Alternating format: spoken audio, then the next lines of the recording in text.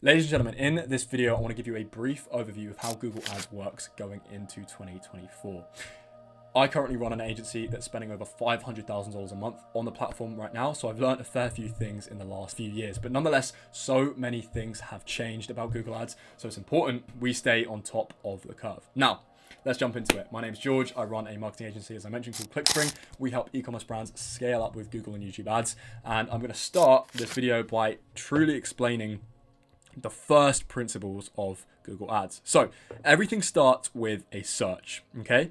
Now, this isn't always going to be the case, and this is actually changing, but we're going to start with this to explain. So when you search for a product or a service, as you often do on Google, you're going to get results, okay? You're going to get organic website listings, right?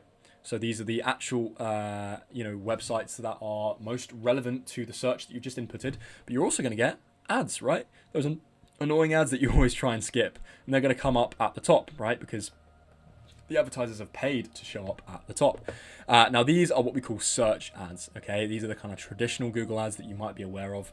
But also, if you're searching for a product, you're going to see things like little tiles with, some nice reviews, a nice little price tag, right? And these are what we call shopping ads, okay? Well, they've got a nice little image as well.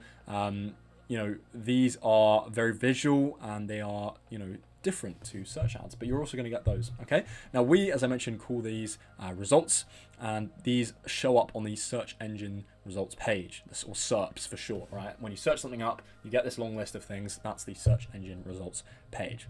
But how do these ads show up in the first place, right? It's not just as simple as this. So when you search something up in the Google search bar, as you often do, that is called a search term, okay? And advertisers are paying, or they're spending money on keywords that are related to those search terms, right? Let me explain. So, an advertiser might say, hey, I'm selling lawnmowers, okay? That's what my company does. We just sell a ton of lawnmowers. And I want to show my ads to people who are searching for lawnmowers, right? Because they're interested, they're going to make a purchase. So I want to bid on the keyword lawnmower, okay? And I'm gonna bid on that, right? And whenever someone searches up lawnmower, well, that's gonna trigger my keyword, and therefore my ad is gonna show, right? Simple. But how does Google Ads charge you, or how does Google Ads go about making money for themselves, right? It's not just simple. You don't get to just show your ads for free. Well, they're going to charge you based on your click, right?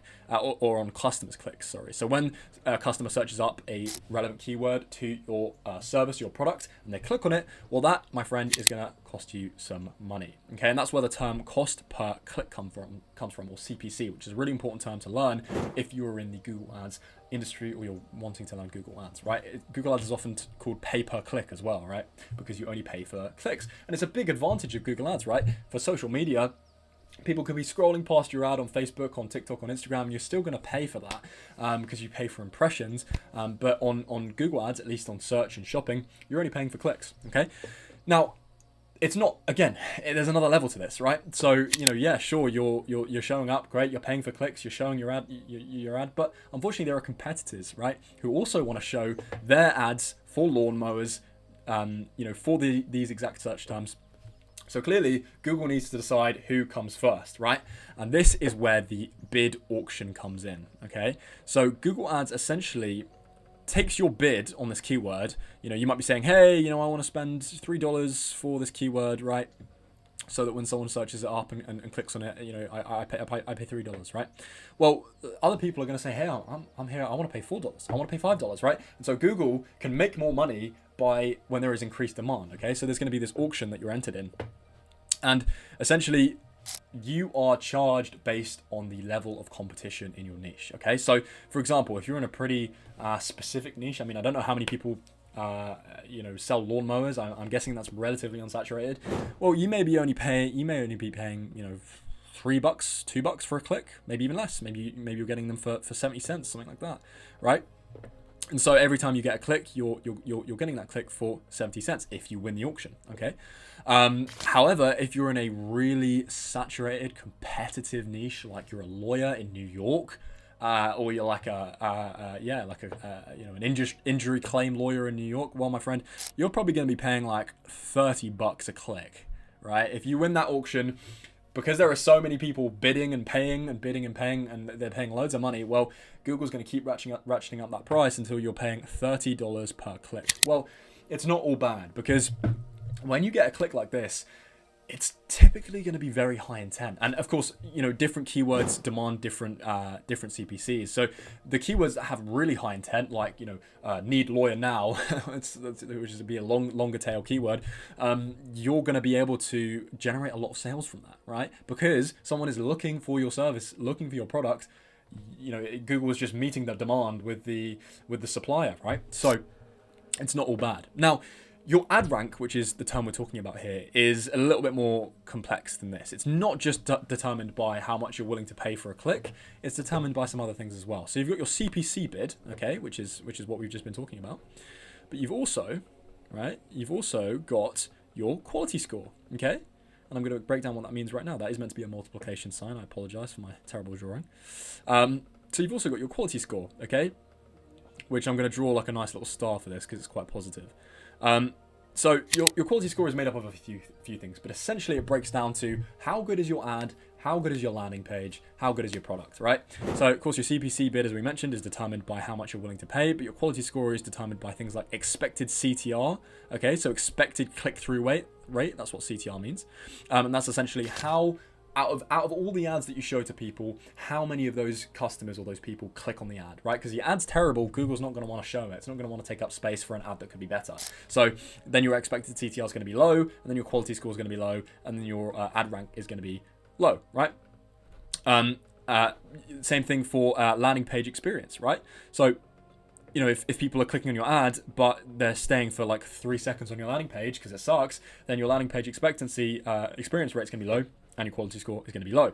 So you've got to make sure, and there's a few other factors, but you've got to make sure that these things are high. People are clicking on your ads. Your ads are relevant as well. There's an ad relevancy element there as well. So, you know, you can't be showing a completely irrelevant ad to a search term. You know, you can't bid on lawnmowers, but have an ad for aquariums, for example. That's going to give you a terrible quality score. So you've got to keep these things in mind. Now, that's kind of the basics of how you actually show your ads up on Google, but how do you succeed with Google Ads, right? What does that look like? Well, you need to understand, my friend, the concept of conversions, okay? So conversions are essentially you getting a desired action from your Google ad. Now, of course, for every different kind of category or niche of business, the conversion might be different. For example, you know, a company that cleans cars, you know, they don't care about purchases on the website necessarily. They care. Their process might be for you to go ahead and actually phone up and make a booking, right? So that would be a call, right? That would be your conversion. It would be a big call, right? However, if you are looking to get your drains cleaned, well, you may need to fill in a form, fill in an inquiry for then the drain cleaning company to email you or phone you back, and that's going to be a form fill out, right? However, if you're an e-commerce company, such as the companies that we work with, well, then you know you're going to be looking for a direct sale on your website, right? But of course, you know, it's not just that. You're going to have things like you want to track like add to carts, right? How many people are adding to cart? How many people are, you know, viewing my page, right? There's so many different types of conversions. But of course, we only want to optimize towards the most valuable conversion. And that's why we need to introduce the distinction between primary and secondary conversions. So purchases, you know, for most e-commerce companies, that's going to be your primary conversion.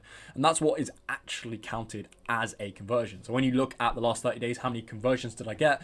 Well, because, you know, so long as purchases are your only primary conversion action, you will see the exact amount of purchases that you got in the last 30 days or 7 days or 14 days, yada, yada, yada. Whereas add to cart, you're going to want to track that, but it's going to be secondary, right? You know, ultimately, you don't care necessarily about how many people add to cart. Your main focus is how many people are purchasing. Same is true for lead gen or service-based businesses as well, okay? Now, we're not going to get into the nitty-gritty of conversion actions. Basically, a conversion action is any of these established actions, such as purchases, calls, forms, etc., because that will go on for way too long. But that is the basics of what a conversion is in Google Ads, okay? Now, let's touch a little bit more on the ads themselves. Okay, so I mentioned we've got search, I mentioned we've got shopping, but it's more than just that, right? You know, it used to be that search was all you had, right, back in the day when things first started. But now Google's expanded quite a lot, and this is really what I want to touch on in this video, right? Google Ads is so much more than just search. It's things like YouTube. okay? Right? You can show video ads to your customers. It's things like display, right? These are the images that follow you really annoyingly around the web.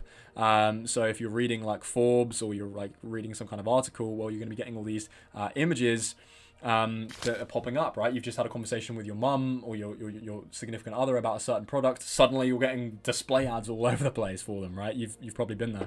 But you've also got things like Discovery, which is Google's kind of news feed.